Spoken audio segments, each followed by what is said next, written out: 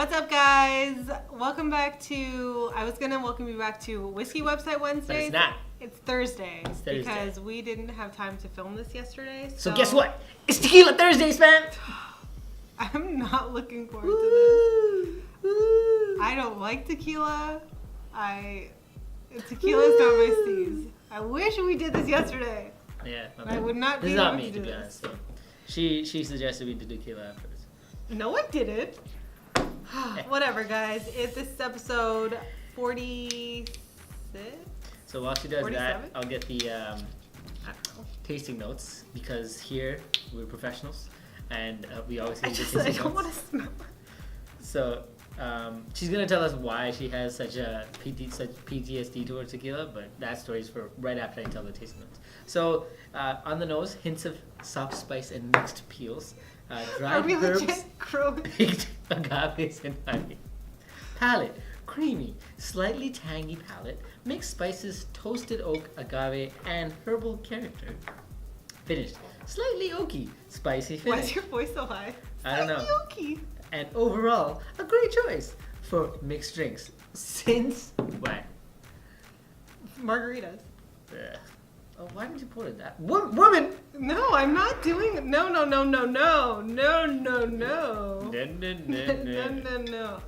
I'm not doing this. This is disgusting. Okay, just don't take all of it. This smells like regret. And tears. And bad decisions. And tears. And hangovers.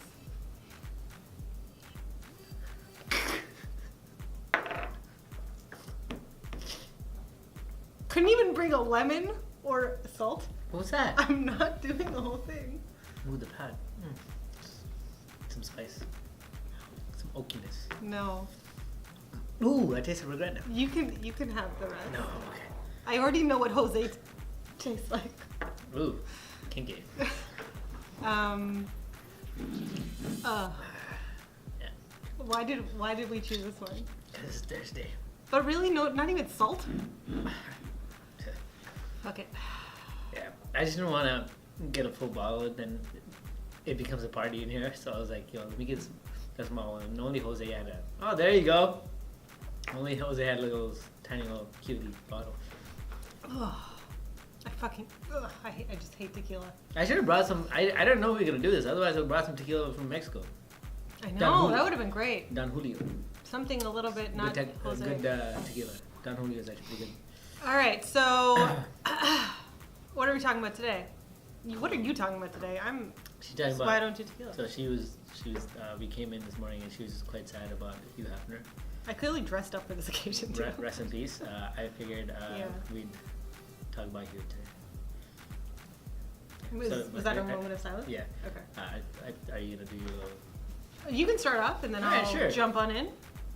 No, I mean it's funny. I was just kind of reading about Hugh Hefner, and he's actually self-proclaimed the greatest marketer of all time. Mm-hmm. But he is actually pretty good at marketing. Let's be honest. I mean, at the time he had started the magazine, actually it was called Stag Party, not Playboy, and he had. My face is warm. Basically, the numbers keep changing, but it's either $100 left in his account or $600 left in his account. Mm-hmm. But he had like nothing, and he used all the money, and he sent out one letter to all these chains that he was trying to get to buy his magazine, and he ended up selling with this one letter. He convinced 23 of 25 of the largest wholesalers in America to place large orders for the magazine that didn't even exist basically at the time. Mm-hmm. Issue 1 generated over 70,000 orders. His very first issue. Wow. Double the amount that he needed to break even. This is in 1953. Yeah. This guy, so 2 months before is when he changed it to Playboy. But his letter was actually, I don't know if I want to read the whole letter out. What I'll do is I'll put it in the link below. Mm-hmm. But if you just read through the letter, like it's great in the sense that it's very bold. Everything about the letter is bold. It's straight to the point. He's like, listen, we haven't even printed our letterhead yet. That's how he starts. Yeah. He tells you, but you can tell even with the way he kind of pushes it across that, listen, I know this hasn't been done yet, and being honest is actually catches people's attention. Mm-hmm. Marketing is great. Sometimes honesty is everything, right? It's like, hey, we don't do this, but we do this, right? And he lays it all out, and it's straight to the point. It's it's eye-catching, great charming, but not disarming, confident. Everything about this was like pretty great. What I'll do is I'll attach an article as well. Sorry. Is it tequila? No, it's just my throat's been weird. But yeah, it's what he. Oh, the one thing he did in this letter, and I think you guys should all look at this for maybe when you do email marketing and whatnot, when you're presenting your company. He did this cloak of credibility is what this article says. Basically, what he did is he had people from Esquire on the magazine, and what was the other one? There was another magazine in there. I forget what the other magazine was involved, but what he did was instead of name the individuals, he said a group of people from Esquire who stayed in Chicago after the magazine had moved are working on this magazine. So you can imagine how good this is going to be. So he gave it a credibility right off the bat. Like it's like, hey, I have experts in the field. The same way we work, we have this person who's certified in this person who's worked here, this person who's done this much, like this many campaigns. Like it gives you the credibility right away. And he threw it out. He didn't go into specifics because it's more about the company, not individual people. But he did he understood how to give his own value prop, and every value is everything. And this letter, even though it's basic, and obviously he wasn't a marketer at the time, reads as what you should be writing. I'll put the link below, and just tell me what you guys think. The article actually does a really good job of breaking down the letter as well. I'll just connect the whole article, and it was, hey, after the first issue was printed in 1953, they generated revenue of $215 million in 2010. Oh shit. So he grew it. Yeah. So what we can take from this is know your value prop, be confident, be honest about who you are. I think one of the best sales tactics that have worked for us, just as marketers, is being honest. This is who we are. We're millennials. We're straight to the point. We can get this done for you, and we're upfront about it. And one other thing he did in there was just for other companies to take note of. He gave the price right off the bat. Not only did he give the price right off the bat, that price was actually higher than the market. He was selling the magazine for much higher than the average prices were for other magazines, and he just threw it out there right off the bat. He's like, listen, this is the price. Yeah. He's like, screw it, I'm not gonna work around this, then you come back and then I tell you the price. No, this is the price. I thought the letter worked well. It's pretty amazing. But yeah, exactly what you're saying. I think one of the biggest things to take from, I guess, Playboy's marketing as well. It's very interesting that we're doing tequila and Playboy today. Mistakes. A bunch of mistakes, right? What a Thursday. Tequila and today's. That's gonna be beeped up. It's not. No, it's not.